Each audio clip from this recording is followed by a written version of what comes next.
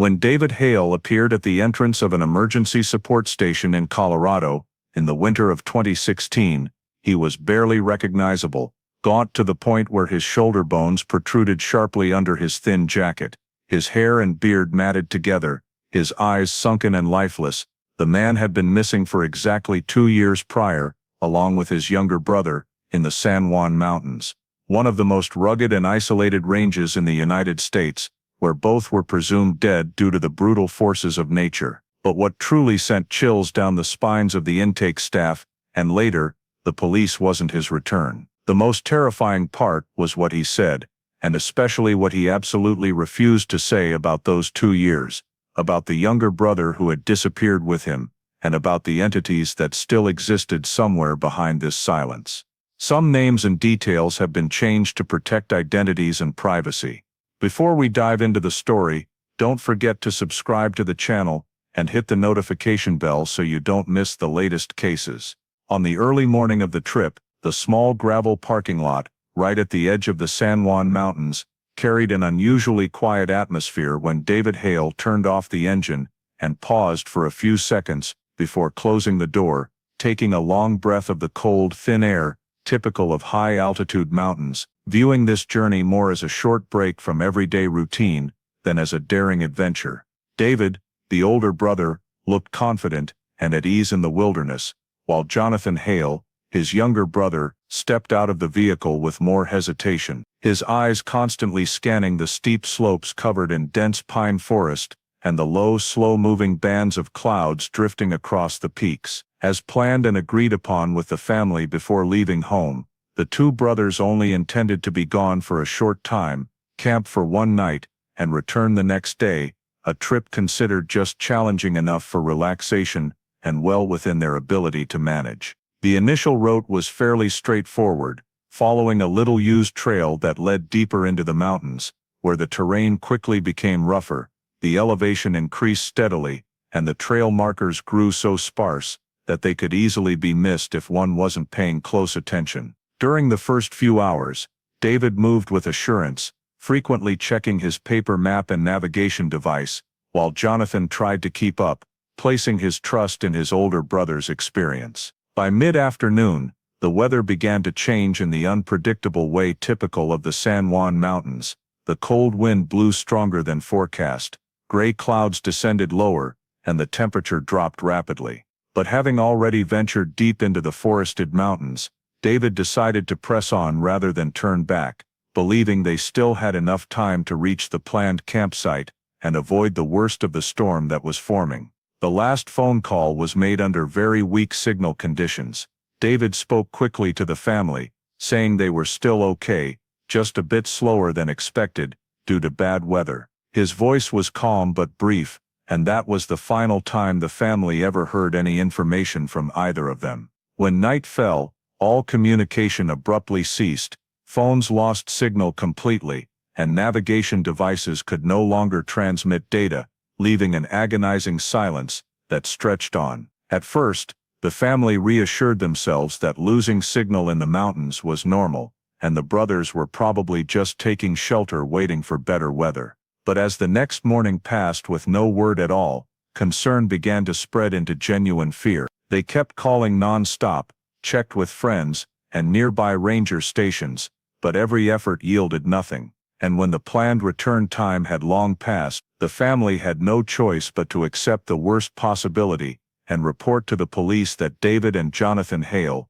had gone missing in the treacherous mountains. A place so remote and unforgiving that a person could vanish quietly, without a trace, as though the two men had been swallowed entirely into the silent void of the San Juan Mountains. Right after the family of David and Jonathan Hale officially reported the prolonged loss of contact beyond the expected return time, local police quickly accepted the missing persons case and classified it as requiring an early response due to its direct connection to the rugged high-altitude region of the San Juan Mountains, where harsh natural conditions can rapidly turn a minor delay into a life-threatening situation. In the first few hours, investigators focused on reconstructing the entire timeline of the last moments when the two brothers were still in contact with their family, carefully examining the content of the final call, the tone of voice, the exact time, and the described weather context, treating it as the only anchor point to begin tracing their path. An urgent request was sent to the telecom carriers to collect telecommunications data, and preliminary results showed that the last signal from David's phone was recorded in a forested mountain edge area that matched the trail route the family had provided. After that, the signal disappeared completely, with no further connections, messages, or positioning data ever recorded. Such a sudden loss of signal is not uncommon in high mountains, but it forced the initial search area to be defined across a vast, complex, and extremely difficult-to-access expanse. Fully aware of the unique nature of the terrain, the police promptly contacted and coordinated with the Colorado State Ranger Service and specialized high-altitude search and rescue teams, units experienced in handling lost hikers, hypothermia cases, and mountaineering accidents in bad weather. Emergency meetings were held to share initial information, assess site accessibility, and develop a prioritized plan to check each area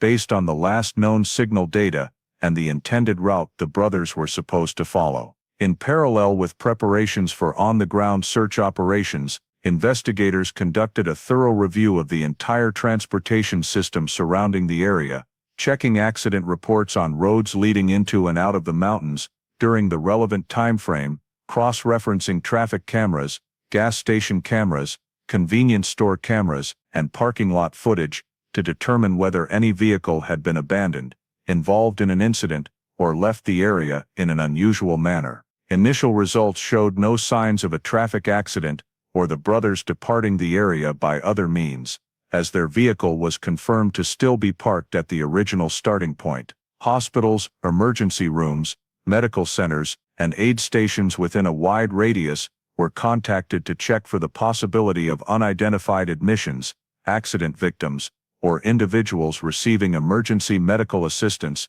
without identification papers. But every response came back negative, with no cases matching the descriptions of David and Jonathan during the period they went missing. Police also checked ranger stations, emergency shelters, small lodges, and temporary rest stops in the mountains, places where hikers sometimes seek refuge during storms or severe weather, but no reports indicated that the two brothers had ever appeared or left any identifying information. Throughout this initial response phase, investigators continuously evaluated the possibility of criminal involvement, but all collected data failed to support that hypothesis. No witnesses reported seeing any altercation or suspicious behavior, no signs of vehicle tampering, no unusual financial transactions from the brothers' accounts, and no evidence suggesting they had deliberately cut off contact or left the area, according to some other plan. The focus therefore remained on the scenario of an accident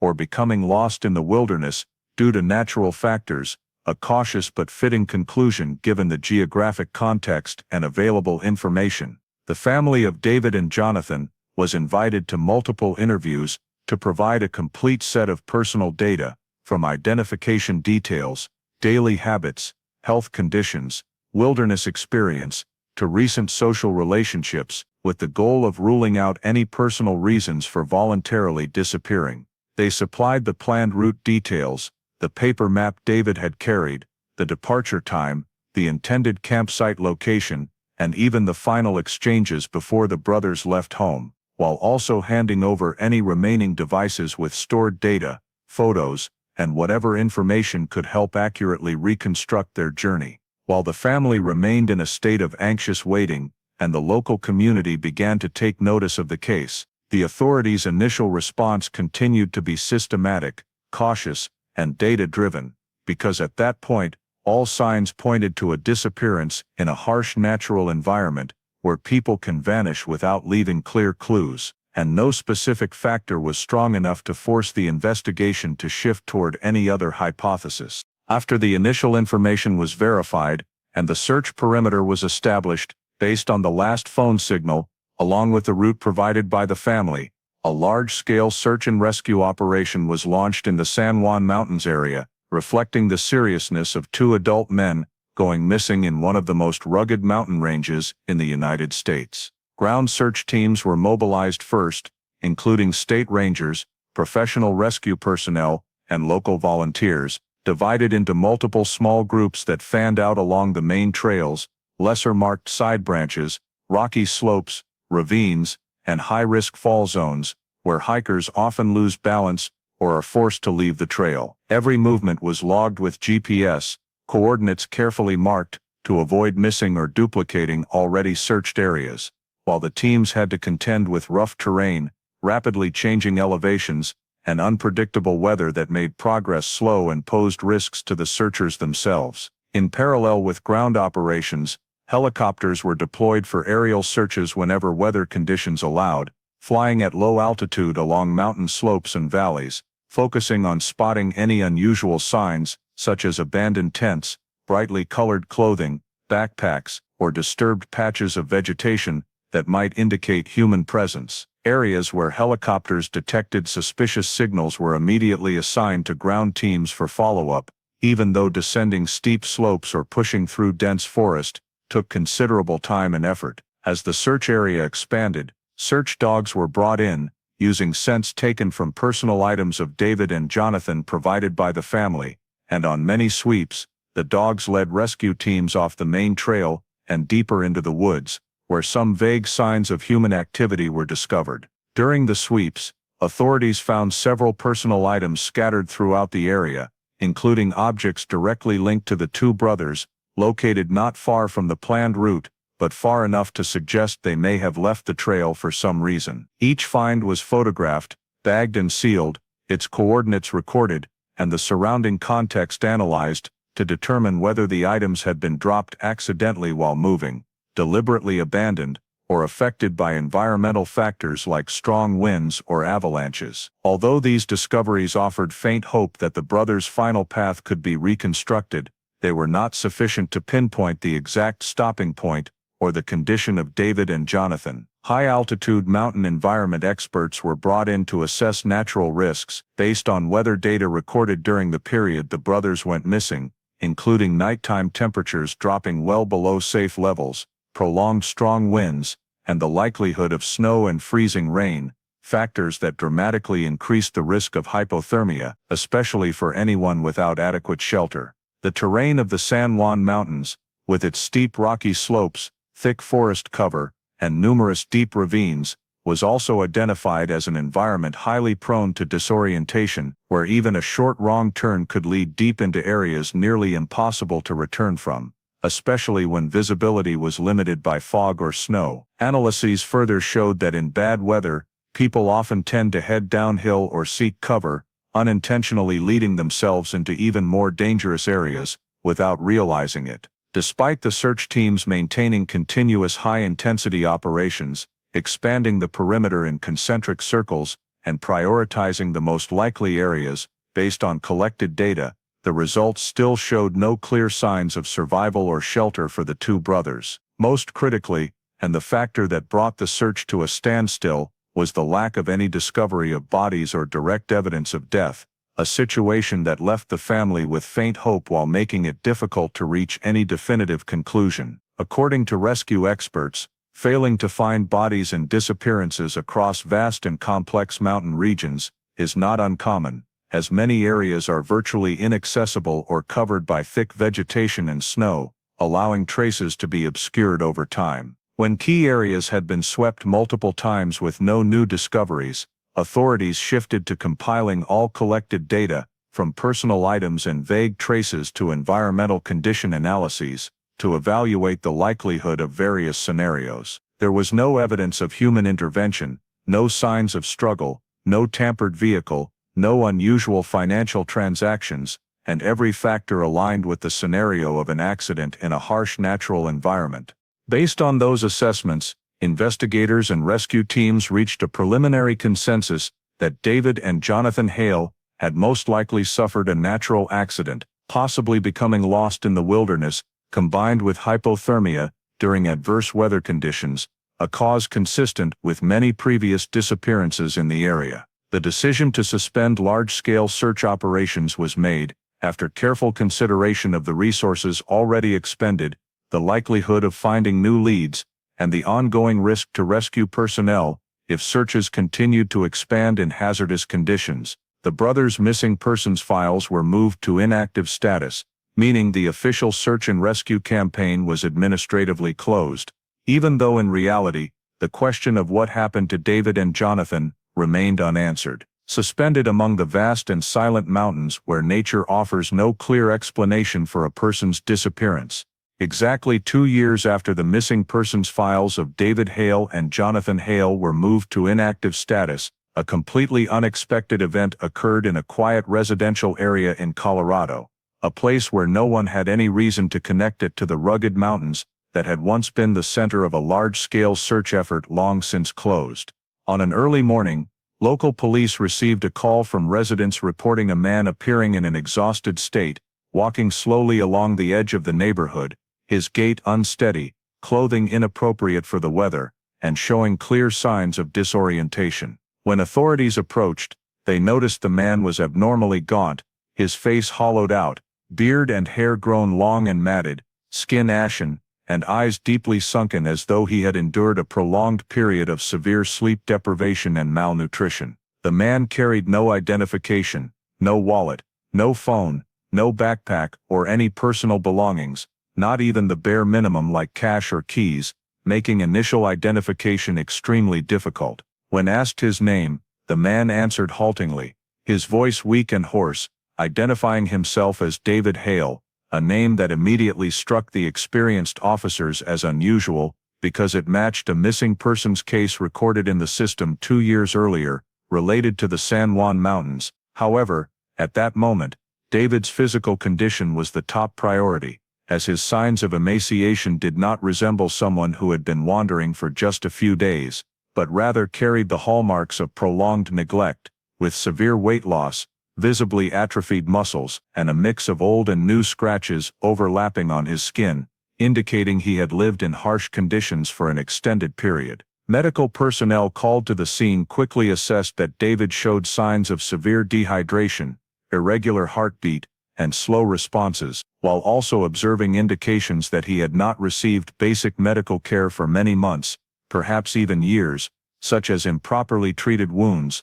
old scars that had never fully healed, and cracked dry skin from malnutrition. Throughout the initial contact, David was cooperative but extremely guarded, answering questions minimally, frequently pausing as if struggling to catch his breath or concentrate to understand what was being asked, and most notably, he made no voluntary mention of Jonathan Hale at all. When officers asked where he had been, and what had happened during the entire time he was missing, David gave only vague, disjointed responses, focusing on feelings of exhaustion, hunger, and cold, while dodging specific questions about the journey in the mountains, or what happened afterward. The fact that he carried no personal items whatsoever further raised suspicions that this reappearance was not the result of a voluntary return, but rather resembled someone who had just been released or escaped from a situation beyond their control. Officers also noted that the clothes David was wearing were unsuitable for the current weather, old and mismatched, with clear signs of long-term use without replacement, reinforcing the assessment that he had lived deprived of basic needs. When David's identity was preliminarily cross-checked against stored data, his physical characteristics and basic personal information matched sufficiently to trigger a deeper verification process. But right from those first minutes, the most striking difference between the old file and the person standing before the officers was the unbelievably deteriorated physical state. David's family was cautiously informed that there was a possibility he had been found, and their initial reaction was a mix of shock and doubt, because over the past 2 years, they had gradually been forced to accept the conclusion that the two brothers might not have survived the natural accident. Meanwhile, David was transported to the nearest medical facility to stabilize his health, and throughout the journey as well as the initial intake, he maintained a remarkable silence about Jonathan. He did not inquire, did not mention his younger brother's name, and showed no reaction when officers tried to prompt him about their shared trip years ago. This silence, combined with his severe emaciation and his solitary appearance in a residential area far from the mountains where he vanished, turned David Hale's moment of return into a shocking event, not only because he was alive after exactly 2 years missing, but also because the major unanswered questions became glaringly apparent from the very first moment he stepped back into the outside world. After David Hale was taken to a medical facility to stabilize his initial health condition, the official identity confirmation process was activated with a high degree of caution due to the significant discrepancy between the archived file from 2 years earlier and the current physical state of the man who had just reappeared. Officers collected fingerprints right at the hospital using specialized mobile equipment, as rapid verification was necessary to rule out the possibility of a name coincidence or false claim in his weakened condition. The collected fingerprint data was cross-checked directly against state and federal databases, where David Hale's missing persons file remained fully intact from the time the two brothers disappeared in the mountains, and the initial results showed a clear match with no discrepancies in ridge patterns or biometric structure. In parallel, given the serious and sensitive nature of the case, authorities decided to proceed with DNA confirmation to completely eliminate any doubts, especially in a context where prolonged malnutrition could significantly alter appearance and cause confusion in visual identification. Biological samples were taken according to standard medical protocols, under the supervision of both medical staff and investigators, and then sent for comparison with the DNA sample already stored in the missing persons file, which had been collected from personal items provided by the family during the search 2 years earlier. The analysis results showed an absolute match, confirming that the man found was indeed David Hale, with no reasonable doubt remaining about his identity. At the same time, experts conducted additional matching of other biometric features, including facial structure, height, bone characteristics, and unique identifying marks such as old scars and dental features, all of which aligned with the data archived before he went missing, even though his emaciated state made many features appear more hollowed and distorted compared to the file photos. Once the identity confirmation reached a legally certain level, authorities proceeded to notify David's family, according to a protocol designed to minimize psychological shock, because over the past 2 years, they had lived in a limbo between faint hope and the painful acceptance that the two brothers might never return. The notification call was made in the presence of psychological support personnel, and the family's initial reaction was a prolonged silence, mixed with doubt and emotions too complex to name, because the information that David was alive stood in complete opposition to the original conclusion of a natural accident that had been reached. The family quickly arranged to go directly to the hospital for confirmation, and the meeting took place in a heavy atmosphere, where the joy of seeing a loved one alive was overshadowed by the shock of the enormous physical and mental changes in him. Family members immediately confirmed that the man before them was David Hale, not only through documents and scientific data, but through deeply personal traits, such as his weak yet familiar voice, subtle gestures, and shared memories that could not be mistaken. However, throughout that direct encounter, one detail was impossible to overlook: the complete absence of any information related to Jonathan Hale. The family tried, very cautiously, to ask about the younger brother who had entered the mountains with David 2 years earlier, but David either did not respond or only gave a slight shake of his head, his eyes averted, and his body rigid, as though the question exceeded what he could endure at that moment. The officers present documented this reaction in detail, but did not press further, as the priority remained ensuring David's safety and stability after such a long period without medical care. The identity confirmation process concluded procedurally with an indisputable finding that David Hale had returned after exactly 2 years missing, yet at the same time, it opened up a larger void than ever before regarding Jonathan's fate. Because throughout the entire verification process, from fingerprints, DNA, biometrics, to direct statements from the only person who came back, no specific information existed that could shed light on what had happened to the remaining brother, making David's return both an answer to an old question and the starting point for a whole new series of unresolved doubts. After David Hale's identity was legally confirmed beyond doubt, a comprehensive forensic medical file was compiled to accurately assess his physical condition after nearly 2 years missing, and right from the initial examinations, the doctors unanimously agreed that this was not the picture of someone who had just gone through a short-term survival period in the wilderness, but rather the result of prolonged and systematic neglect. Blood tests revealed severe nutritional deficiencies, with protein, vitamin, and mineral levels all at chronically low thresholds, reflecting an inadequate diet over a very long time, almost corresponding to the entire period David was considered missing. His body weight was significantly lower than in previous medical records, subcutaneous fat was nearly non-existent, while signs of overall debilitation indicated that his body had adapted to a prolonged state of energy deficit rather than an acute starvation phase. Forensic doctors paid particular attention to the pronounced muscle atrophy in major muscle groups,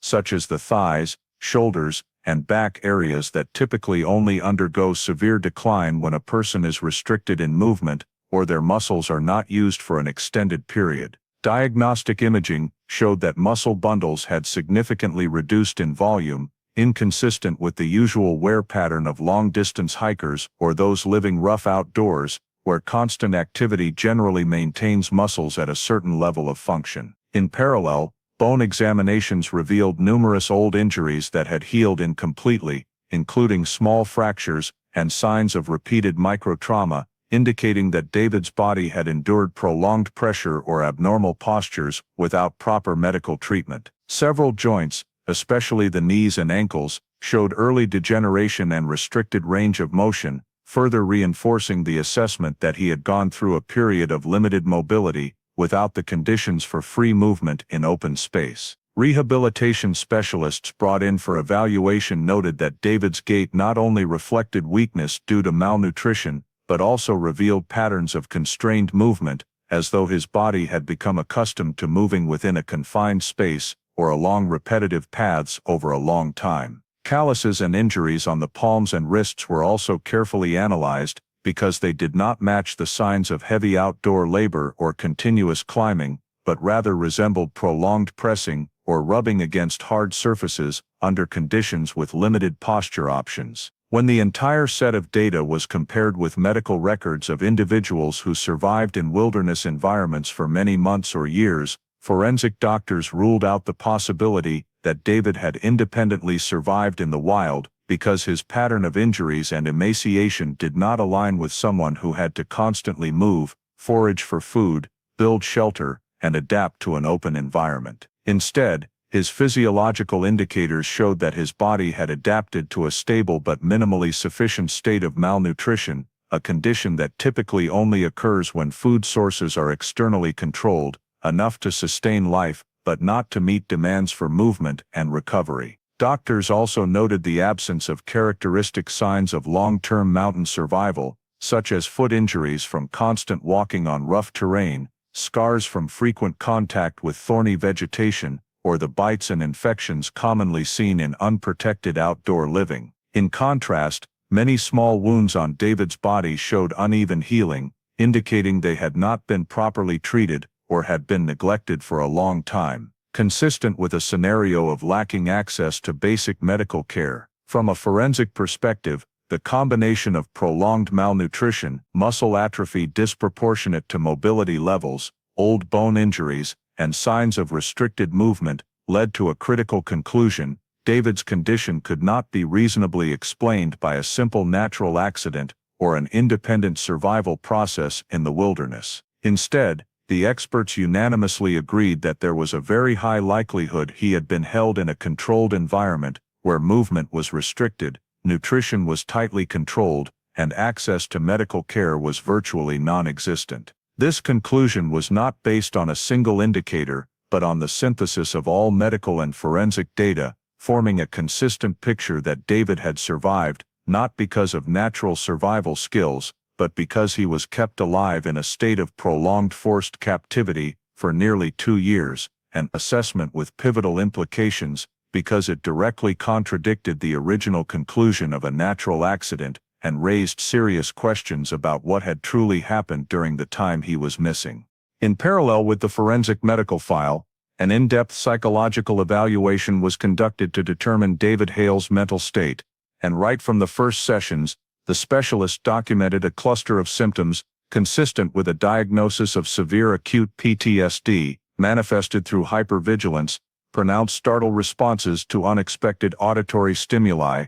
difficulty maintaining focus, and prolonged silences when required to process questions that evoked the past. David frequently displayed full-body tension, shallow and rapid breathing whenever the conversation touched on specific topics, indicating that his nervous system was operating in a prolonged defensive mode, a classic sign of unprocessed trauma. Through clinical observation, the psychologist noted that David's avoidance behavior was not random, but clearly structured, centered on particular time periods, locations, and individuals, especially any questions directly related to the time after the two brothers left the mountains. When asked about shared experiences, he tended to redirect the conversation toward basic sensations, such as hunger, fatigue, or cold, avoiding descriptions of specific events or contexts, and in many cases, he chose complete silence, lowering his head or staring fixedly at one point, as if to shut off the flow of thought. One of the most striking findings of the evaluation was the phenomenon of selective memory concerning Jonathan Hale. David could still recall clear details from before the trip, such as the planning, family conversations, and the first hours on the trail, but he was almost unable or unwilling to access memories related to his younger brother after the point of disappearance. Whenever Jonathan's name was mentioned, David's physiological response changed immediately. His heart rate increased, his hands trembled slightly, and his eyes averted, accompanied by clear signs of acute anxiety. The specialist recorded that this was not ordinary forgetting, but a protective form of memory suppression, in which the brain actively blocks content that is too painful to prevent re-triggering trauma. David's fear responses were particularly pronounced when confronted with specific questions about confined spaces, prolonged periods of time, or the presence of others during the missing time, topics that caused markedly heightened stress, sometimes requiring pauses in the evaluation to allow him to stabilize. In several sessions, even a change in the interviewer's tone of voice or posture was enough to make David react as if facing a threat, demonstrating an extremely high sensitivity to cues related to power and control. The psychologist concluded that these reactions were not merely the result of surviving harsh conditions, but were more consistent with prolonged psychological control, where an individual must constantly adjust their behavior, speech, and even thoughts to avoid negative consequences. David clearly showed difficulty making independent choices, frequently seeking confirmation before answering even simple questions, a trait commonly seen in individuals who have lived in environments where autonomy was stripped away. Standard psychological tests revealed significantly elevated levels of anxiety and depression, compared to average, accompanied by a vague but persistent sense of guilt, though he was unable or unwilling to articulate the source of that emotion. Notably, David did not exhibit symptoms of paranoia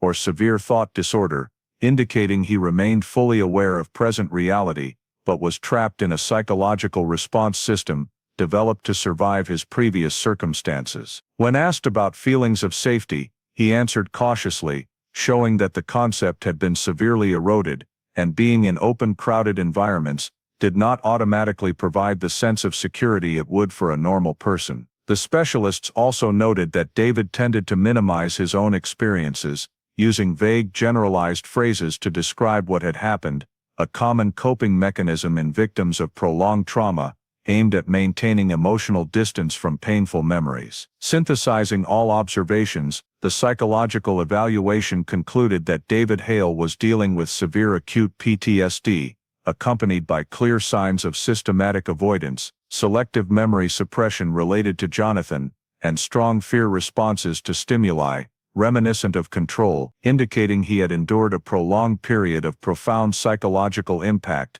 not from a single event, but from an extended process of control and threat that left complex and difficult to heal mental wounds, even though outwardly, he had stepped back into the free world. Based on the completed forensic medical conclusions and psychological evaluation, state police and local investigative authorities officially activated the process to reopen the case file of David Hale and Jonathan Hale, no longer treating it as a disappearance due to a natural accident as previously concluded, but as a potential criminal case with clear indications of human harm. This decision was made after an interagency panel reviewed all the newly collected data, in which David's severely emaciated physical condition, inconsistent with independent survival, along with the specific trauma symptoms, was determined to be impossible to reasonably explain solely by the hypothesis of getting lost in the wilderness or hypothermia. The case classification was therefore officially changed from natural accident to suspected kidnapping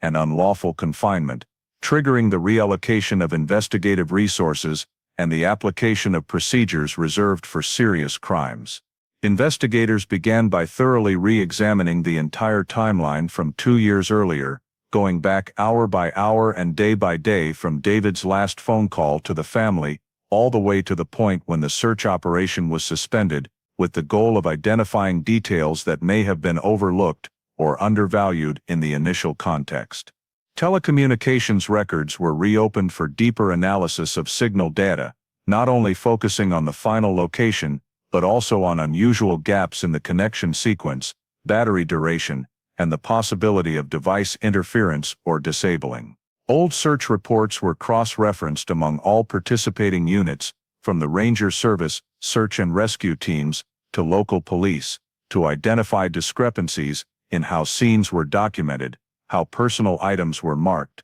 and how search area priorities were assigned. During this process, investigators noted that some previously found items had not been deeply analyzed for context of appearance, having only been recorded as evidence of getting lost, whereas their locations and conditions could suggest directed movement or external intervention. Old search maps were spread out on the meeting table, with each area remarked to identify gaps that had never been accessed due to terrain limitations or overly high-risk assessments at the time, creating the possibility that there were zones the previous campaign had not fully covered. In parallel with the on-site review, investigators re-examined witness reports collected during the search period, including information that had previously been deemed unreliable or too vague, such as calls reporting strange noises, unusual lights, or sightings of unfamiliar people in sparsely populated areas near the mountains, which had not been linked to the disappearance before. Another key point brought into the analysis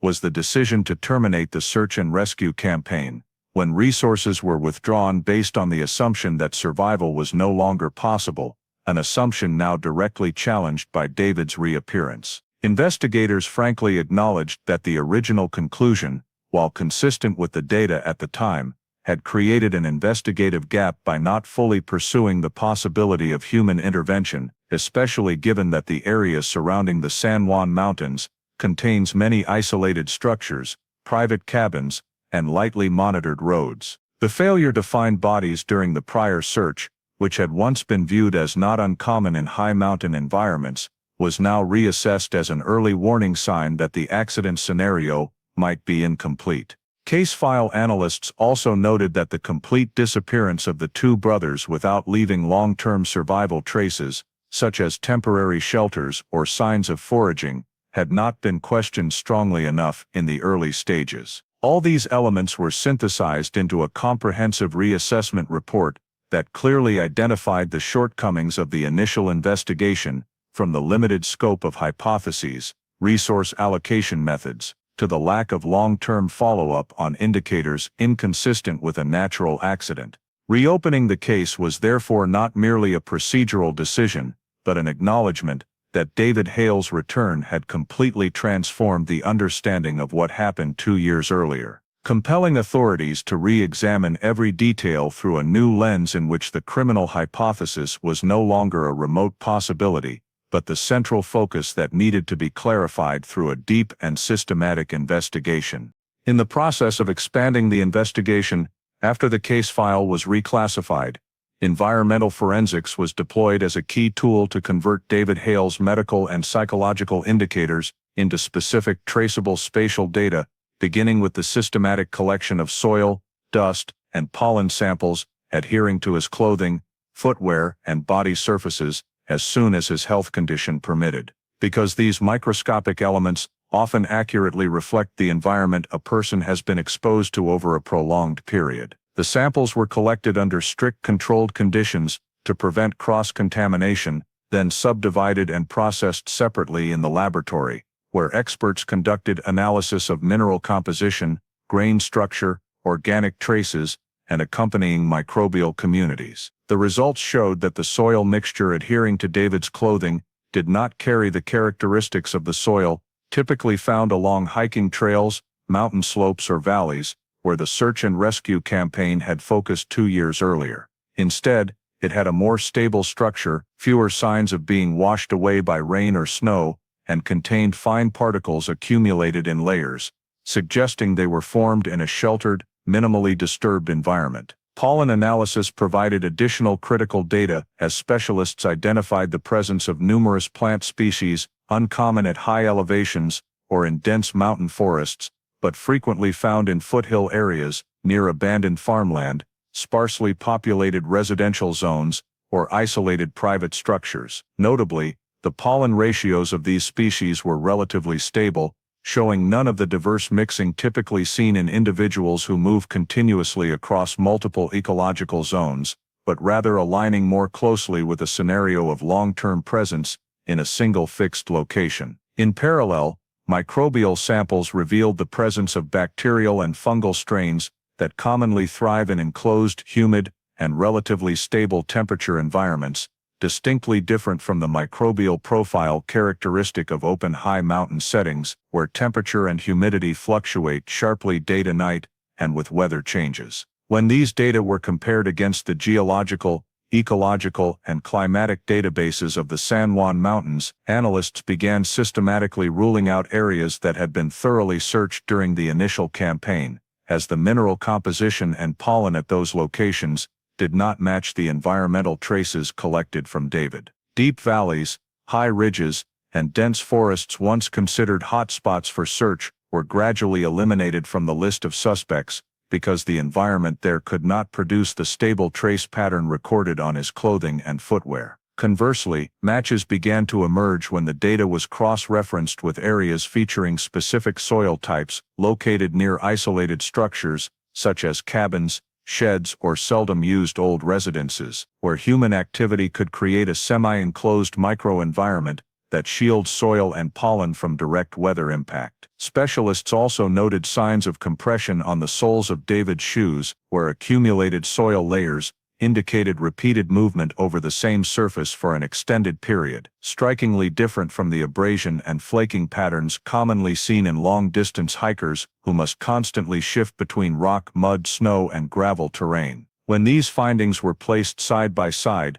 from minerals, pollen, microbes, to mechanical signs on footwear, they formed a consistent environmental profile, showing that David had not wandered through multiple different areas, but rather had remained in or around a relatively fixed location for the majority of his missing time. This allowed investigators to significantly narrow the spatial scope under consideration, eliminating most of the areas that had previously consumed substantial search resources, and focusing instead on a small group of locations whose environmental characteristics matched the collected traces. Environmental forensics, which had once played only a supporting role in missing persons cases, became the central tool that shifted the investigation from a vast, uncontrollable natural wilderness to a narrower set of suspect zones, where prolonged human presence could simultaneously explain the recorded medical, psychological, and biological indicators. These conclusions not only reinforced the assessment that David had not survived independently in the wild,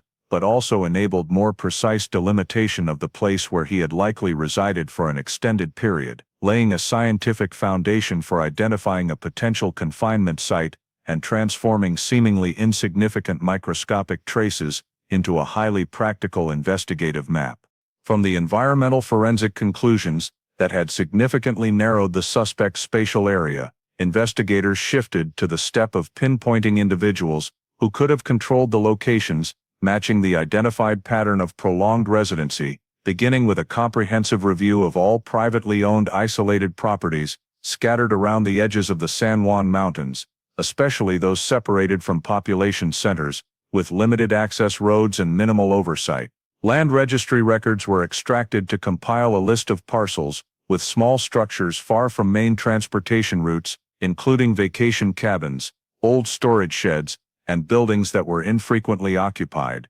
as these sites had the potential to create an enclosed, stable, and long-term low-visibility environment. In parallel, investigators compiled a list of unregistered cabins, or those with ambiguous legal status, including structures without clear postal addresses, absent from recent tax records, or lacking complete building permits, indicators that the owners might be deliberately avoiding official scrutiny. From this initially quite lengthy list, the investigative team conducted screening based on criteria of accessibility, usage patterns, and the feasibility of maintaining a long-term residency space without frequent interaction with the surrounding community, in order to eliminate locations used only seasonally or with a history of public rental. As the number of suspect sites was narrowed down, the focus shifted to examining the owners of each property, cross-referencing personal information, residency history, and social connections to identify individuals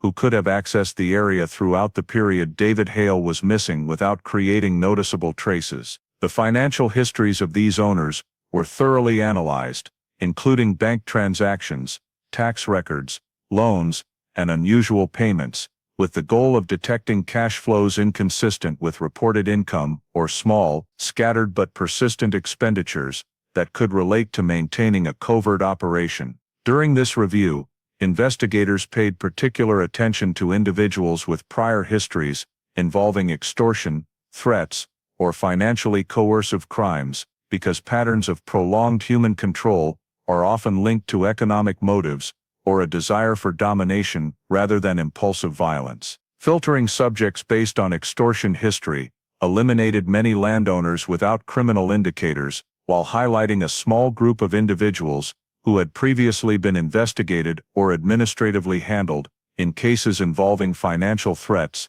debt disputes, or exploitation of a victim's isolation. When these criteria were layered together, from geographic locations matching the environmental forensic traces, the ability to maintain discrete long-term residency, to financial history and coercive behavior patterns, one name began to recur across multiple disparate datasets: Mark Ellison. Ellison's file showed that he owned or had access to a cabin located within the area, consistent with the environmental forensic conclusions, with irregular usage patterns and an extremely low public presence in the local community. Preliminary financial analysis of Ellison revealed small but consistent transactions throughout the period matching the 2 years David was missing, not large enough to attract immediate attention, but regular enough to raise questions about their origin and purpose. At the same time, Ellison had prior connections to financial threat incidents, though not always resulting in criminal prosecution,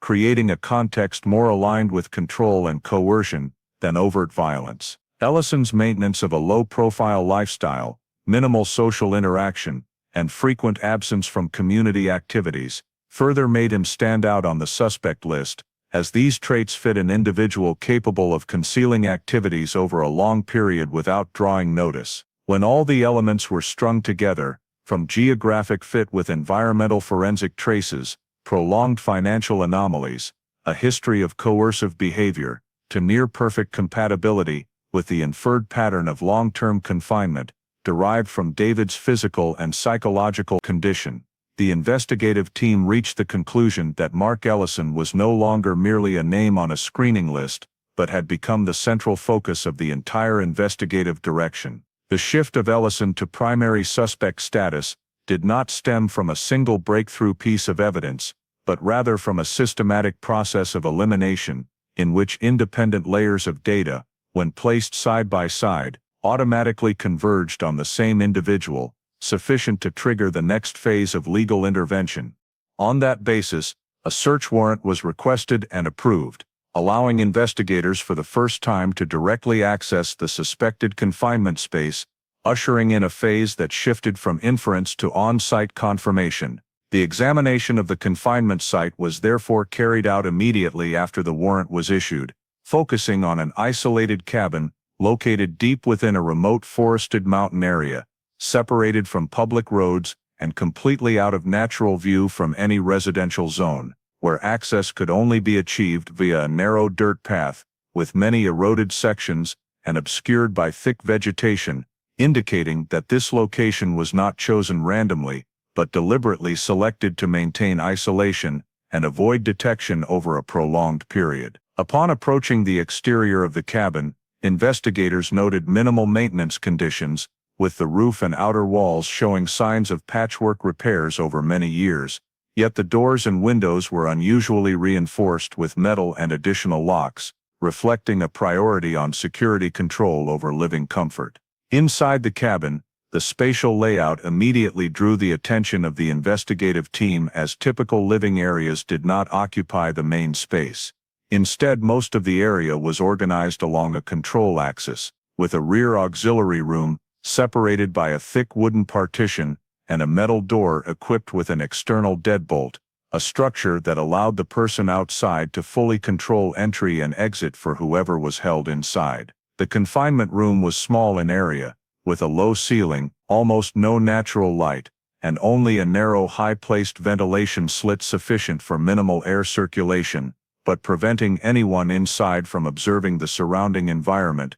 creating a sense of total isolation and completely disrupting spatial and temporal orientation. On the wooden floor surface and walls appeared numerous scratches and wear concentrated in fixed areas, indicating repeated movement within a very limited range, consistent with a pattern of prolonged restricted activity. At the same time, certain spots on the walls still bore old drill holes and traces of removed metal fixtures, suggesting that devices or restraints had once been attached to limit the confined person's movement. Forensic experts assessed that this level of wear could not have formed in a short time, but was the result of continuous presence over many months or years. The items found in the confinement room were all minimal and impersonal, including a thin mattress placed directly on the floor, a frayed blanket, small capacity water containers, and simple plastic eating utensils, indicating that the confined person was provided only with the bare minimum to sustain life,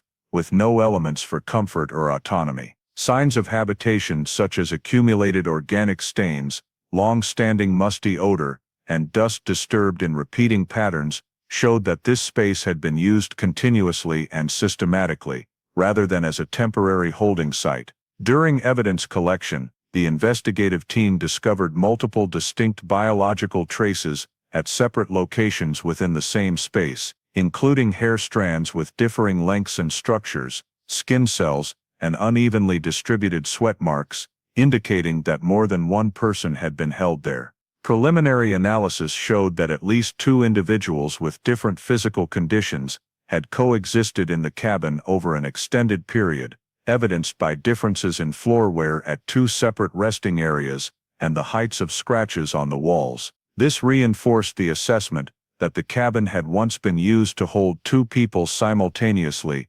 consistent with the original missing persons report. Small scraps of fabric caught in wooden cracks, impressions of binding cords on the floor surface, and deformations on the door frame indicated physical coercive control, not relying solely on geographic isolation, but also employing direct restraint measures. When the scene characteristics were compared with David's medical records, investigators observed a clear compatibility between this confinement environment and the recorded signs of malnutrition, muscle atrophy, and old bone injuries, thereby establishing a direct link between the cabin and the victim's physical condition upon discovery. However, although there was compelling evidence that 2 people had been held there, the examination did not uncover any recent biological traces indicating Jonathan's presence in the cabin during the period close to David's reappearance. No specific personal items, no additional signs of habitation,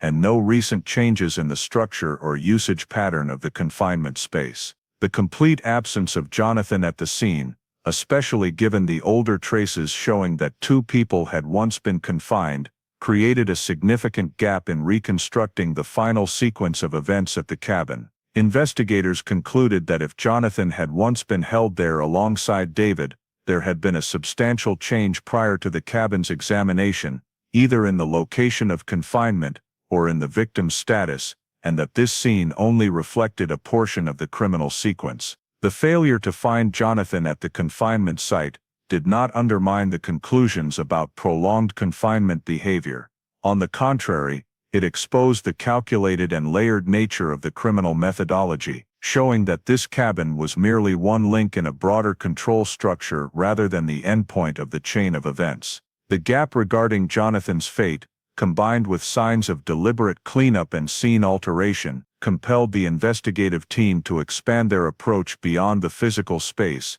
seeking deeper motives that could explain why the confinement was maintained for such a long time, and why its form changed across different phases. From that need, the investigative focus shifted to tracing potential benefits behind the control behavior, leading to the opening of an independent financial investigation branch. The analysis of extortion cash flows was therefore launched, concentrating on a thorough review of all bank accounts in the name of suspect Mark Ellison, as well as indirectly related accounts throughout the nearly 2-year period David Hale was held captive, to determine whether financial motive played a central role in the criminal structure that had been exposed. Financial records showed that Ellison did not maintain a stable income from legitimate work during this period, yet there were also no large unusual deposits, which initially led analysts to suspect that any financial motive might be concealed through small dispersed transactions designed to evade bank monitoring thresholds. As the review expanded, experts discovered a series of low-value cash transactions, deposited and withdrawn at various different branches, often not exceeding mandatory reporting limits, but occurring with significant repetitive frequency. These transactions included cash deposits of a few $100s, internal transfers to intermediary accounts, and withdrawals after short intervals, forming a financial pattern that did not serve typical personal consumption, but showed signs of maintaining flexible cash flow. When cross-referenced with the timeline of the nearly 2-year confinement, investigators noted a marked increase in transaction frequency during periods that coincided with the severe deterioration signs of David recorded in his medical file, suggesting that these funds may have been directly related to the costs of maintaining the captivity or preparing for a larger financial plan. Deeper analysis revealed that Ellison had researched anonymous money transfer methods,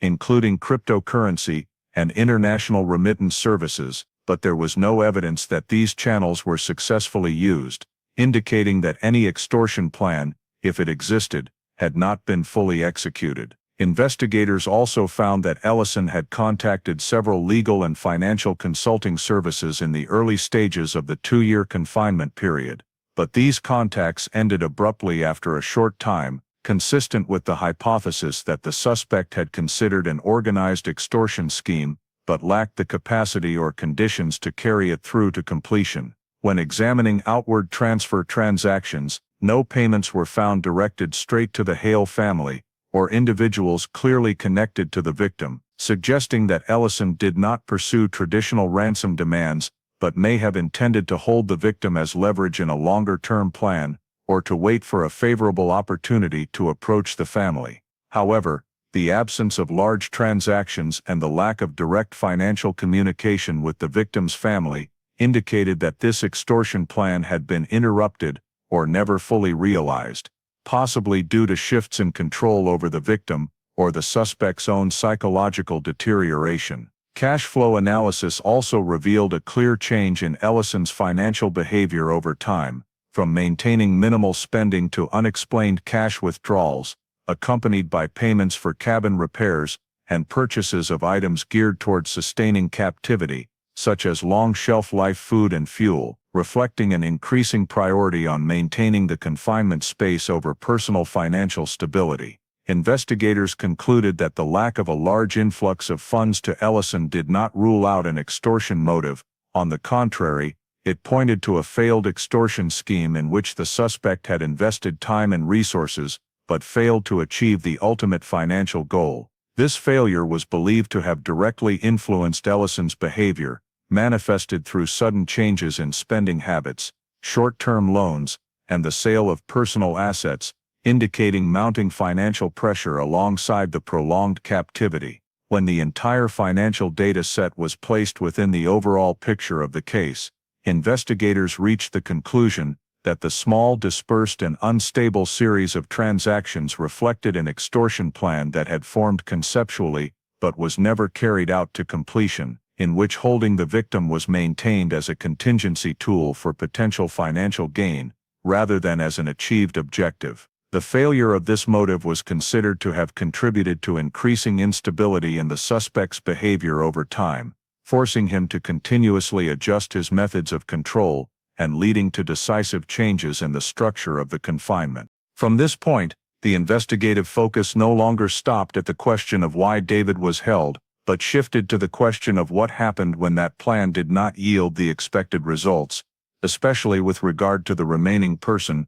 On that basis, the analysis of Jonathan Hale's disappearance was separated into an independent but parallel investigative branch to David's file, utilizing all the collected scene, forensic and financial data, with the key milestone being the moment Jonathan abruptly ceased to appear in the traces of activity at the confinement cabin. Environmental forensic experts, upon re-reviewing the sequence of traces, determined that during an initial long period, signs of habitation indicated the presence of two people, evidenced by two separate resting areas, two different wear patterns on the floor, as well as a distribution of biological traces that did not fully overlap. However, at a specific point within the 2-year timeline, all indicators related to the second person suddenly ceased. No new biological traces that could be linked to Jonathan appeared, the second wear pattern no longer continued, and there were no signs of the parallel habitation that had existed before. Jonathan's cessation of appearance in the activity traces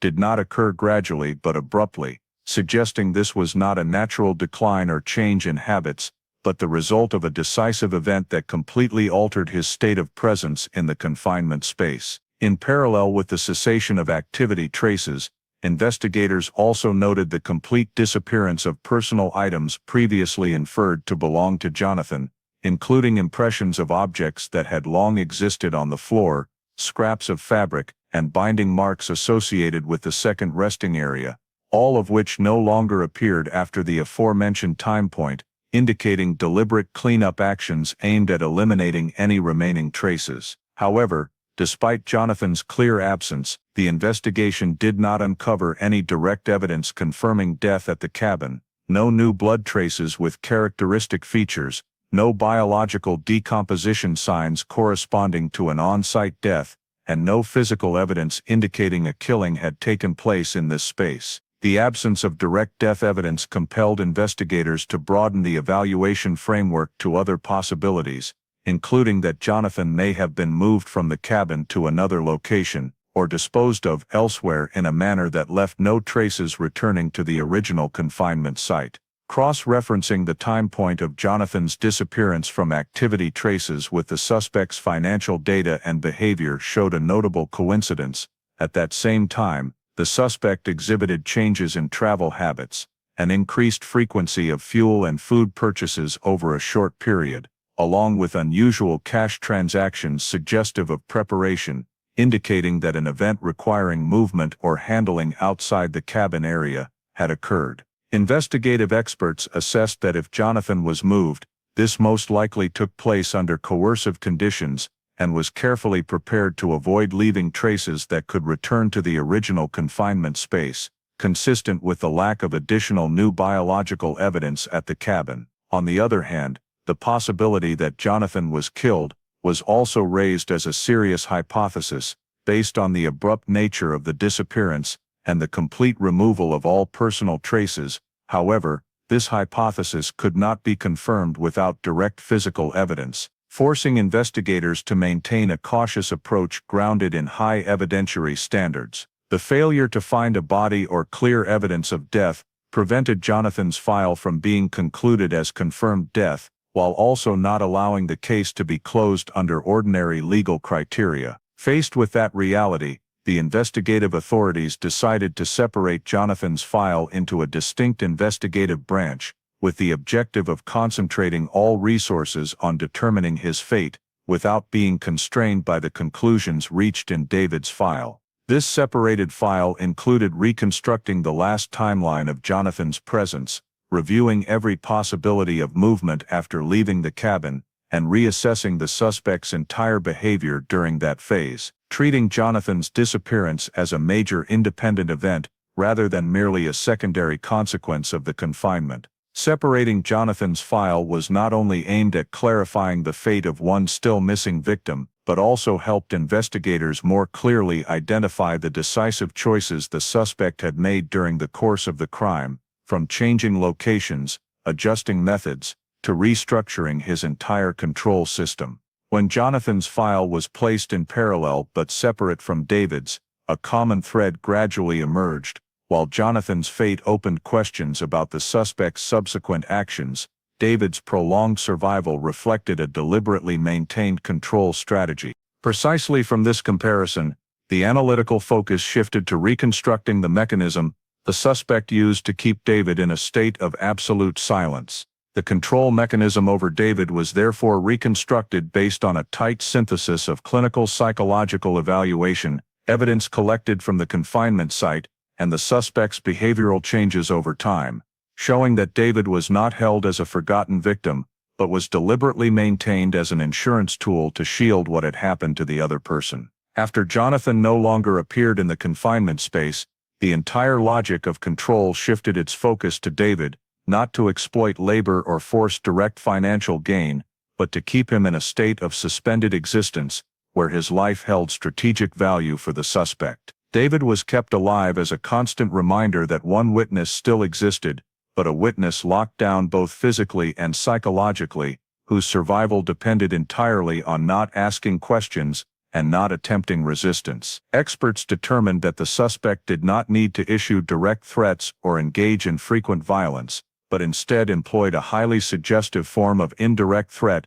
through disjointed details about David's family and statements implying silent surveillance, making David believe the suspect could access and harm his loved ones at any time. It was this deliberate ambiguity that created a self-sustaining state of fear, in which David imposed limits on his own thoughts and actions, because any intent to escape or reveal was tied in his mind to the prospect of his family paying the price. In parallel with sowing fear for loved ones on the outside, the suspect completely severed all forms of David's social contact, not only by removing communication devices, but also through total control over the flow of information, leaving David with no reference points for time, events, or the outside world. The confinement space was maintained in a prolonged monotonous state, with repeating routines, limited light, and no changes, causing David to gradually lose the ability to perceive days and months, thereby weakening the notion that another life was continuing outside. This isolation not only cut off social ties, but also eroded personal identity, causing David to gradually no longer define himself as anything beyond the role of a controlled person. The state of fear was sustained continuously, but without outbursts, through tactics alternating between prolonged silence and unexpected interventions, making David unable to predict the suspect's next behavior. This unpredictability created a high level of psychological tension, forcing David to remain in a state of extreme vigilance, self-adjusting his behavior to avoid any negative reaction from his captor. Psychologists assessed this as a sophisticated form of control, because it forced the victim to become his own primary monitor, gradually eliminating the capacity for active resistance. Over time, the suspect progressively created complete psychological dependence, not by building trust, but by becoming the sole source providing the minimal elements for survival, from food and water to any signal of another human presence. This dependence was reinforced through conditional concessions, when the suspect occasionally temporarily improved living conditions or reduced restrictions, but always tied those changes to absolute compliance, teaching David to associate his fragile safety with submission. Gradually, David no longer saw himself as someone capable of making choices, but existed in a passive state, waiting and harboring vague hope that continued silence would help him survive. This control mechanism was further reinforced by the suspect maintaining an image of absolute power, where every element related to David's survival lay beyond his control, from when he was fed, rested, or allowed light or open space. The prolonged power imbalance caused David to gradually internalize the role of a controlled person, lowering his living expectations to the bare minimum and accepting existence within narrow limits as a new normal state. According to expert assessment, it was precisely the use of David as a tool of silence insurance,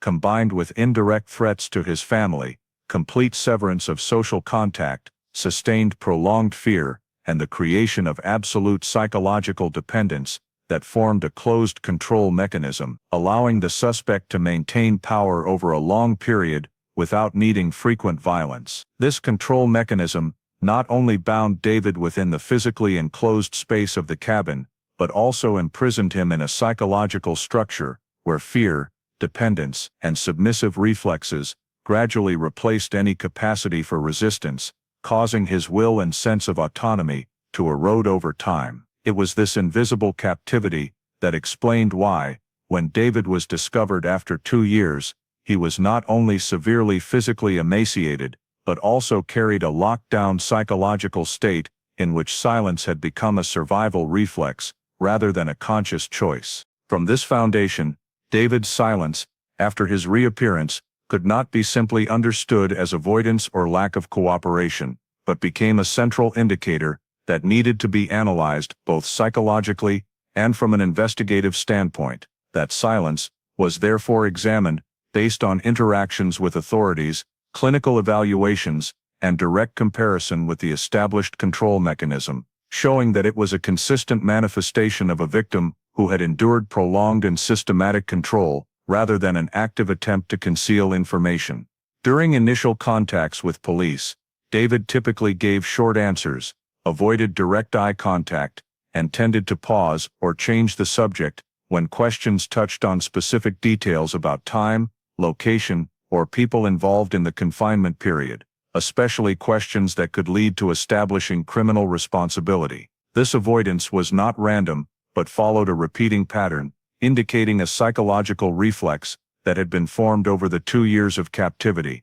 where speaking out had once been directly linked to the risk of punishment or harm to loved ones. Experts assessed that David's behavior matched the classic pattern of victims subjected to strict control, in which silence had been internalized as a self-protection mechanism that no longer required direct threats to sustain itself. Even when asked about seemingly harmless details, David still displayed pronounced tension responses, including trembling hands, altered breathing, and avoidance of eye contact, showing that his brain was still operating in a state of high alertness, where any question could be interpreted as a potential threat. This silence was directly tied to the indirect threats the suspect had planted during the captivity. When David was made to believe that disclosing information would lead to uncontrollable consequences for his family, a belief that did not vanish even after the physical confinement ended. Psychological evaluations revealed that David continued to feel his family's safety depended on his ongoing silence,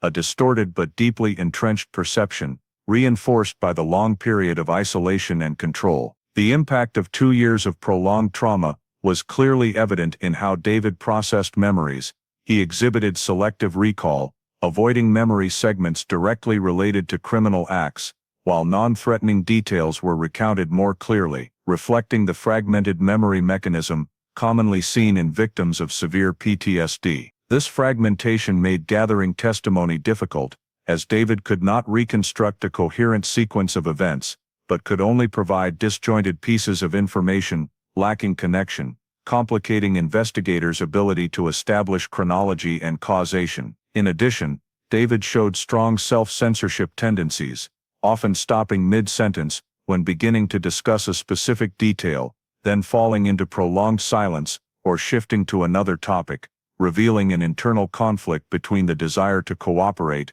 and a deeply ingrained fear. This behavior was not merely a personal trauma response, but a direct remnant of the prior control mechanism, in which the suspect had succeeded in convincing David that silence was a necessary condition for survival. The impact of this silence on the investigative process was significant, as the lack of detailed information from the sole living witness slowed the confirmation of hypotheses, the cross-checking of evidence, and the narrowing of suspect areas, forcing investigators to rely more heavily on circumstantial evidence and scene analysis. However, experts also emphasized that pressuring David to provide information could backfire, heightening his trauma and reinforcing the silence reflex, thereby further hindering the investigation. Instead, David's silence was viewed as investigative data in itself, reflecting the extent and effectiveness of the control mechanism imposed by the suspect, while also providing indirect evidence of serious threats in the past. David's failure to voluntarily disclose information was not interpreted as complicity or concealment, but as the manifestation of a control system that continued to operate in his mind, even after rescue, demonstrating that physical reappearance did not equate to psychological liberation. It was this prolonged silence, though it posed challenges to the investigation, that served as vivid proof of the devastating impact of 2 years of captivity, and as a key factor that helped experts better understand how power, fear, and isolation could continue to govern a person's behavior, even when the direct threat appeared to have ended. The breaking point in the investigation did not arise from a breakthrough statement or a single piece of evidence, but from the quiet accumulation of small inconsistencies that gradually converged into an inescapable logical structure, beginning when forensic medical experts re-examined David's entire medical file at the request of the investigative team. During the comparison of initial diagnostic results with later in-depth assessments, several inconsistencies began to emerge clearly, particularly regarding the timing of bone injuries and the extent of muscle atrophy. Doctors noted that certain injuries, previously thought to have occurred toward the end of the confinement period, actually showed signs of forming much earlier, indicating that David had experienced periods of severe restricted movement and malnutrition well before the timelines the suspect had provided in initial explanations. This contradiction forced investigators to re-question the entire timeline, not only of the confinement, but also of the actions involved in maintaining and concealing the confinement space. When the medical data was placed alongside the collected scene evidence, especially the activity traces and control structures in the cabin, a clearer picture began to emerge, revealing a far higher degree of organization and intent than the initial assumption of an impulsive or uncontrolled act. In parallel, the financial investigation team rematched the suspect's entire transaction data against the newly adjusted medical timelines, and discovered notable coincidences between the periods when David exhibited the most severe deterioration and sudden spikes in cash transactions, along with expenditures related to fuel, long shelf-life food, and cabin repair materials. These intersections could no longer be considered coincidental, but formed a logical chain showing that the suspect had actively adjusted financial behavior to support the maintenance of confinement during critical phases. When further cross-referenced with movement data and indirect statements from individuals who had contact with the suspect during the 2-year period, investigators observed a consistent behavioral pattern in which the suspect frequently disappeared from social interactions, at times matching major shifts in David's condition, only to reappear with changes in spending and daily habits. Piecing these fragments together allowed the investigative team to establish a direct and clear link between David's physical condition, the traces at the confinement scene, and the suspect's financial behavior, creating a continuous chain of evidence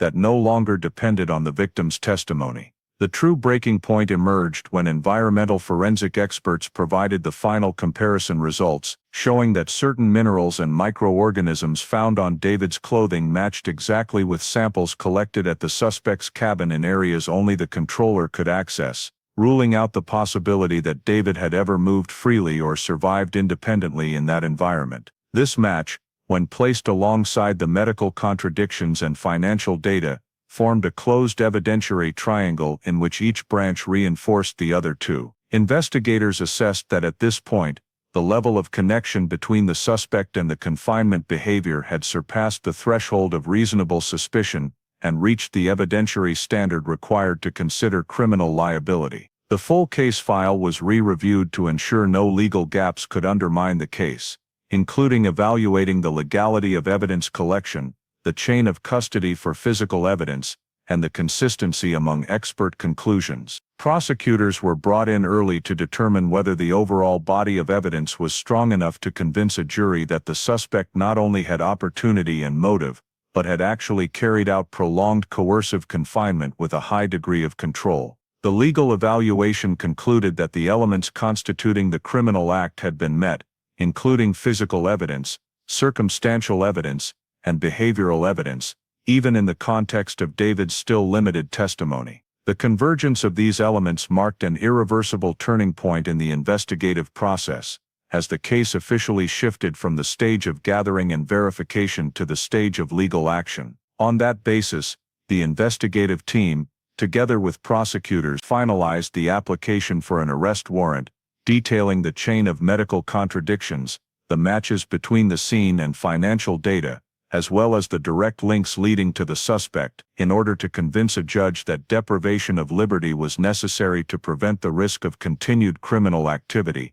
and to preserve evidence. The request for an arrest warrant was not viewed as the end of the investigation, but as the official acknowledgement that the case had moved beyond the threshold of suspicion and entered the phase of pursuing criminal accountability, where every subsequent step was guided by an evidentiary structure that had been tightly reinforced from the seemingly scattered inconsistencies at the outset. The legal proceedings of the case began when the arrest warrant was approved based on the strengthened body of evidence, and Mark Ellison was taken into custody at his temporary residence during a carefully executed operation designed to prevent the destruction of evidence or flight, with multiple coordinating units involved, to ensure safety and the integrity of the prosecution process. The arrest occurred without significant resistance, but immediately afterward, investigators conducted simultaneous searches of several related locations, including the isolated cabin, previously identified as the confinement site, the suspect's personal vehicle, and other storage facilities registered under Ellison's name. During the searches, authorities seized numerous key pieces of evidence, including items used for control and movement restriction, scattered handwritten notes related to expenses and travel, electronic storage devices containing financial data and personal information of the victim, as well as materials that matched the traces previously recorded in the environmental forensic analysis. All seized evidence was sealed, documented, and placed into a strict chain of custody to preserve its legal value when presented in court. Based on this evidence, the prosecutor's office filed charges against Ellison for the primary offenses of kidnapping, prolonged unlawful confinement of a person, threats, and coercion causing serious physical and mental harm to the victim, along with aggravating factors related to concealing the criminal acts and obstructing the investigation. Prosecutors particularly emphasized the nearly 2-year duration, the high degree of control, and the severe consequences to David's physical and psychological health as key elements establishing the exceptionally serious nature of the case. During the pre-trial preparation phase, the case file was constructed with a strategy to minimize reliance on David's direct testimony, instead focusing on the established chain of physical, forensic, and financial evidence, in order to avoid re-traumatizing the victim and to reduce legal risks if his testimony were deemed incomplete due to psychological impact. Medical, psychological, environmental forensic, and financial experts were listed as key expert witnesses, tasked with explaining the connections among independent traces and the alleged criminal conduct, forming a logical, consistent, and verifiable picture. Meanwhile, the defense focused on challenging the causal links between the pieces of evidence, particularly the absence of direct proof that Ellison committed a killing, as well as the lack of Jonathan's body, in an effort to weaken the most serious charges. Precisely because there was no body and no direct evidence of death, the prosecutor's office decided not to charge Ellison with murder, a decision made after careful consideration of the evidentiary standard necessary to secure a conviction and to avoid the risk of a jury rejecting the charge due to insufficient concrete proof. Instead, the prosecution's strategy centered on the acts proven beyond a reasonable doubt, treating Jonathan's disappearance as a serious aggravating circumstance, but one that did not yet meet the legal threshold for the highest charge. The decision not to pursue murder charges was clearly explained in the trial file as a cautious legal choice, reflecting the principle that the justice system must be grounded in evidence rather than speculation. Even though the moral and emotional nature of the case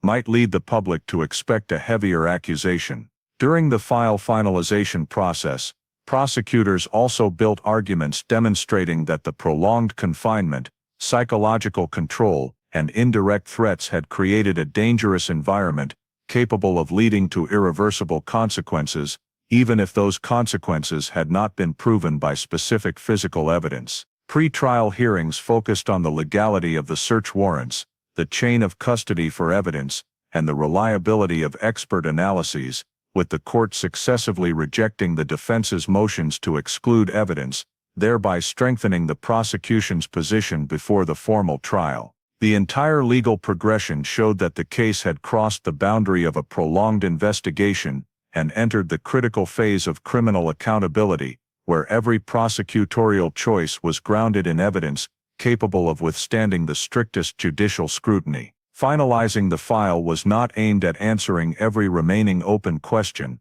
especially regarding Jonathan's fate, but at ensuring that the proven acts would be presented in a coherent, consistent, and irrefutable manner before the jury. On that basis, the case proceeded to formal trial, marking the moment when the entire investigative chain transformed into a public confrontation under the light of the law. The trial, therefore, took place in a Colorado state court under heightened security measures, reflecting the gravity of the case and the significant public interest, as Mark Ellison stood in the dock for the first time to directly confront the charges of kidnapping, prolonged unlawful confinement, and psychological control causing serious harm to the victim. During the trial, the prosecution presented a meticulously constructed and tightly linked chain of investigative evidence, beginning with David's forensic medical records, showing prolonged malnutrition, muscle atrophy, and bone injuries consistent with extended restricted movement,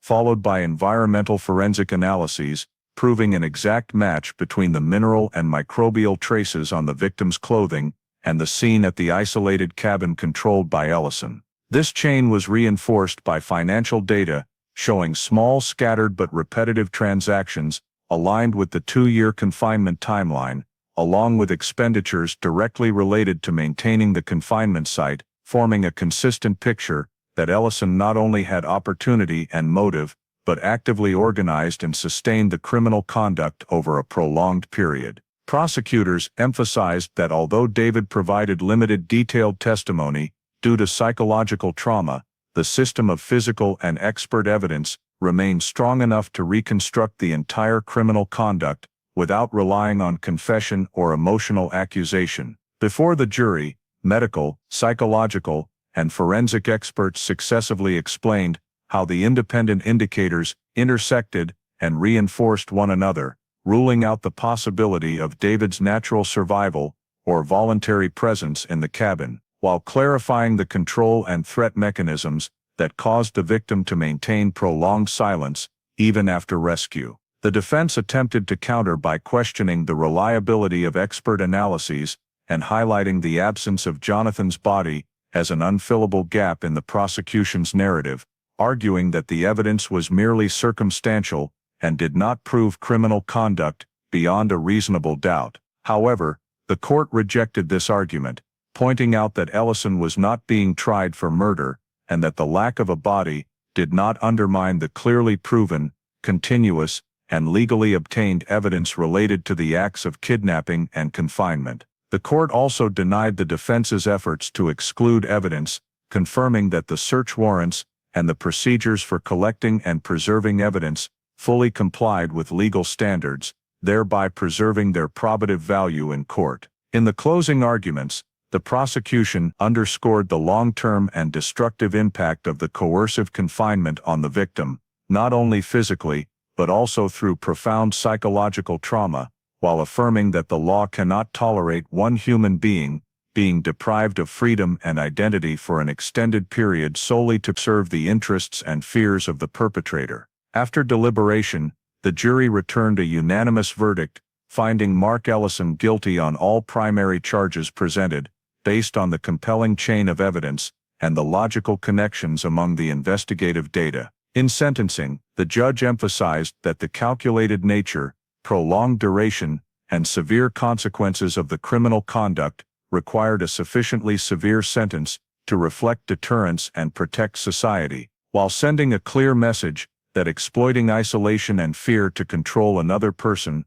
would be met with harsh punishment. The court formally sentenced Mark Ellison to 52 years in prison, a sentence reflecting the combined weight of multiple charges and aggravating factors, ensuring that the defendant would be held legally accountable for the majority of his remaining life. This verdict was delivered in a solemn atmosphere, closing a lengthy and complex trial in which every piece of evidence was placed under the light of the law, and in which justice was established, not through emotion or speculation, but through perseverance, evidentiary rigor, and the principle of the supremacy of law upheld by the Colorado state justice system. The consequences and current status of the case are most clearly reflected in David Hale's life after the verdict, and the irreplaceable void left by Jonathan, creating a reality where legal justice has been completed, but emotional justice has never been achieved. After the trial concluded, David was enrolled in a comprehensive long-term recovery program,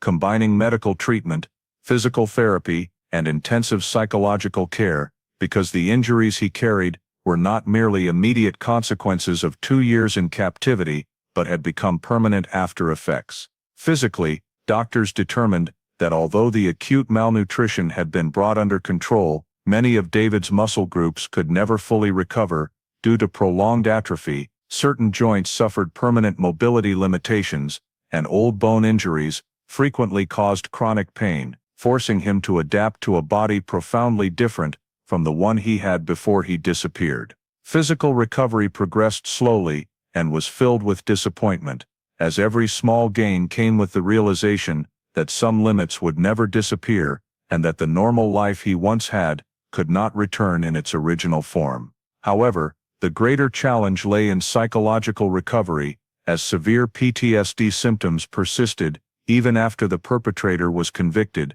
and the direct threat had ended. David frequently experienced nightmares that relived the sensation of being controlled, panic reflexes triggered by sounds or spaces reminiscent of isolation, and a tendency to avoid social situations that made him feel a loss of control. Therapists assessed that the trauma David endured could not be cured in the conventional sense, but could only be managed and eased over time, with the goal of helping him rebuild a sense of safety, autonomy, and personal identity that had been shattered. The Hale family, while trying to support David's gradual recovery, continued to live with a parallel grief, because the return of the older brother did not bring answers about the younger one's fate. Every effort to search for Jonathan after the verdict yielded no new results, and although authorities continued to maintain the possibility of receiving public tips, in reality, the leads grew increasingly scarce over time. The absence of a body,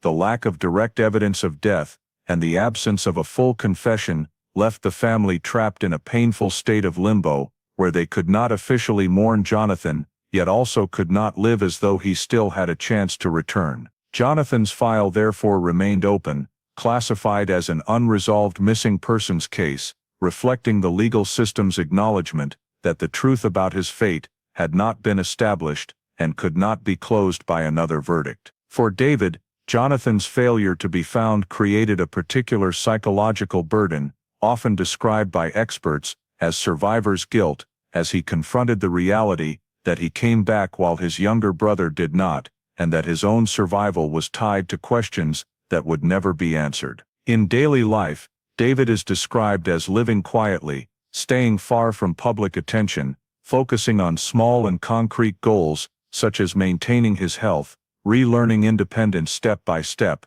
and rebuilding family relationships to the extent he could tolerate. Experts emphasize that this silence and withdrawal are not signs of failed recovery, but a survival strategy in which David chose to control the pace of his own healing after having lost control for far too long. Legally, the case is considered closed with Mark Ellison's 52-year prison sentence, fully meeting the requirements for punishment and societal protection, but for the Hale family, this conclusion felt more procedural than relieving. There was no closure in the full sense, because closure requires complete truth, a final explanation, or at least confirmation of Jonathan's fate, things the justice system could not provide within the framework of the available evidence. The case thus became a clear testament to the limits of criminal justice, where the law can establish accountability and impose punishment, but it cannot force missing pieces of truth to surface, nor can it fully heal the wounds left by the crime.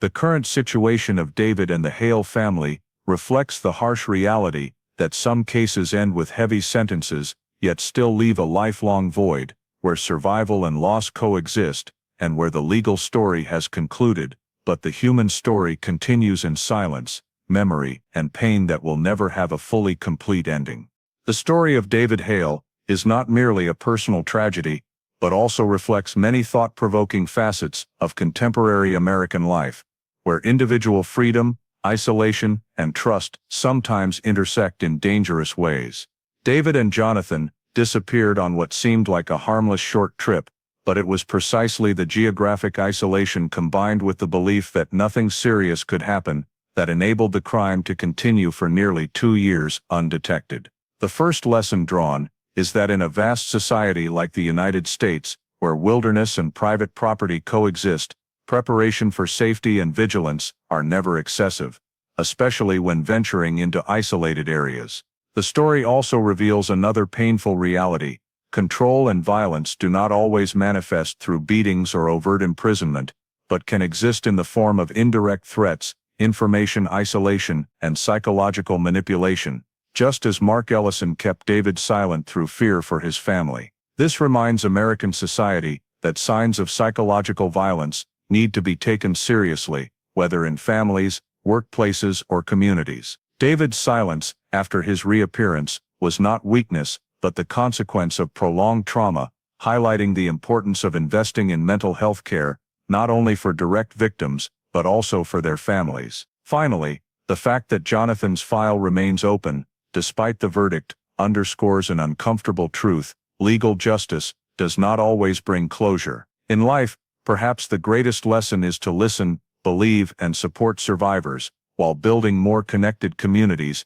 where disappearances, fear, and silence can no longer be easily overlooked. If you feel the depth and the lingering pain in the unfinished story of David and Jonathan, please subscribe to the channel to continue joining us in these true cases, where the truth is not always complete. Thank you for listening until the very end, and see you in the next video, where we keep exploring the stories that remain forgotten behind the verdicts.